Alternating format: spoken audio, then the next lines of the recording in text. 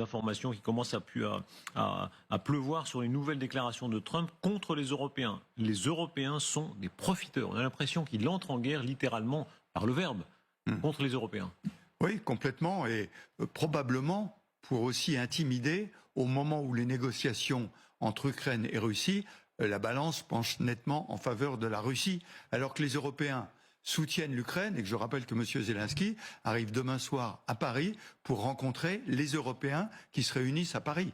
Donc on sent bien que les Américains font exprès de faire monter la pression. Écoutez, Jeffrey Goldberg, c'est le journaliste, le responsable de ce journal The Atlantic qui s'est trouvé comme ça ajouté, et pas ajouté par n'importe qui, par le conseiller à la sécurité nationale, Mike Waltz, qui est un personnage d'une importance si considérable aux États-Unis et dans le monde, et la surprise de Jeffrey Goldberg qui ne croyait pas lui-même à ce qui arrivait, il a cru un canular. Donc je reçois une invitation sur Signal de Mac Waltz, le conseiller à la sécurité nationale. Je l'accepte et il ne se passe rien et je l'oublie. Et quelques jours plus tard, je suis ajouté à un groupe qui semble contenir des représentants très haut placés de la sécurité des États-Unis. Je pense que c'est un canular, donc je surveille le groupe pour comprendre ce qu'il se passe et qui essaye de me piéger.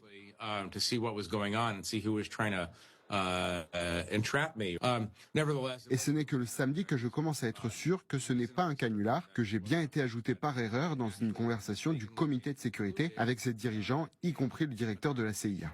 Of the Principals Committee, essentially the leaders of the national security community, including the head of the CIA.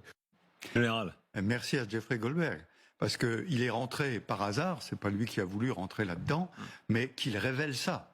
Ça, c'est une faille dans les systèmes de sécurité absolument extraordinaire. Et je dis la double faille. Le fait qu'on fasse rentrer quelqu'un dans un réseau dans lequel il n'a rien à faire.